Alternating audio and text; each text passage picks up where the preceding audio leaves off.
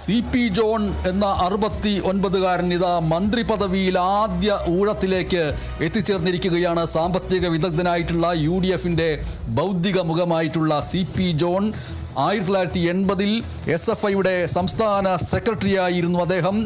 1983-ൽ SFIയുടെ ദേശീയ വൈസ് പ്രസിഡന്റായിരുന്നു അദ്ദേഹം.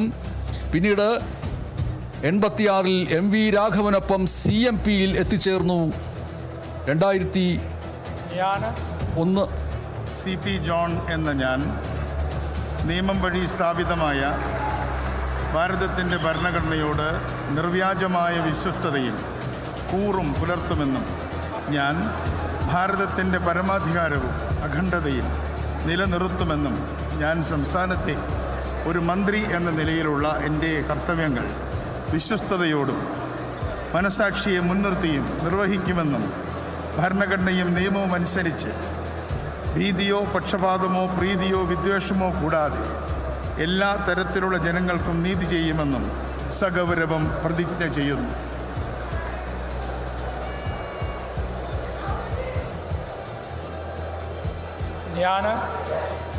CP John എന്ന ഞാൻ കേരള സംസ്ഥാനത്തെ ഒരു മന്ത്രി എന്ന നിലയിൽ എൻ്റെ പരിഗണനയിൽ കൊണ്ടുവരുന്നതോ എൻ്റെ അറിവിൽ വരുന്നതോ ആയ ഏതെങ്കിലും വിഷയം അങ്ങനെയുള്ള മന്ത്രി എന്ന നിലയിലുള്ള എൻ്റെ കർത്തവ്യങ്ങളുടെ മുറപ്രകാരമുള്ള നിർവഹണത്തിന് ആവശ്യമാകുന്നതൊഴികെ ഞാൻ ഏതെങ്കിലും ആളുകൾക്കോ നേരിട്ടോ അല്ലാതെയോ അറിയിച്ചു കൊടുക്കുകയോ വെളിപ്പെടുത്തി കൊടുക്കുകയോ ചെയ്യുകയില്ലെന്ന് സഗൗരവം പ്രതിജ്ഞ ചെയ്യുന്നു. CMPയുടെ അധ്യക്ഷനും തിരുവനന്തപുരത്ത് നിന്നുള്ള നിയമസഭാ സാമാജികനുമായിട്ടുള്ള CP ജോൺ എന്ന 69-കാരൻ ഇതാ മന്ത്രി പദവിയിൽ ആദ്യമായി എത്തിച്ചേർന്നിരിക്കുന്നു. വലിയ സാമ്പത്തിക വിദഗ്ധൻ എന്നുള്ള നിലയ്ക്കും ആസൂത്രണ ബോർഡിലെ സാരഥി എന്നുള്ള നിലയ്ക്കുമൊക്കെ അദ്ദേഹത്തിൻ്റെ കഴിവുകൾ കേരളം കണ്ടിട്ടുള്ളതാണ്. 80-ൽ SFIയുടെ സംസ്ഥാന സെക്രട്ടറി ആയിരുന്നു. 83-ൽ SFIയുടെ ദേശീയ വൈസ് പ്രസിഡന്റായിരുന്നു. 86-ൽ MV രാഘവനൊപ്പം CMPയിലേക്ക് അദ്ദേഹം വന്നു. 2001 മുതൽ 2006 വരെ, ഒപ്പം 2011 മുതൽ 2016 വരെ ആസൂത്രണ ബോർഡ് അംഗമായിരുന്നു CP ജോൺ.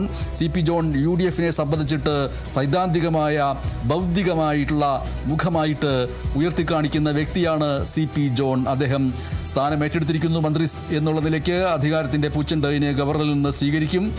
അങ്ങനെ CP ജോൺ സത്യപ്രതിജ്ഞ ചെയ്ത് അധികാരം ഏറ്റെടുത്തിരിക്കുന്നു.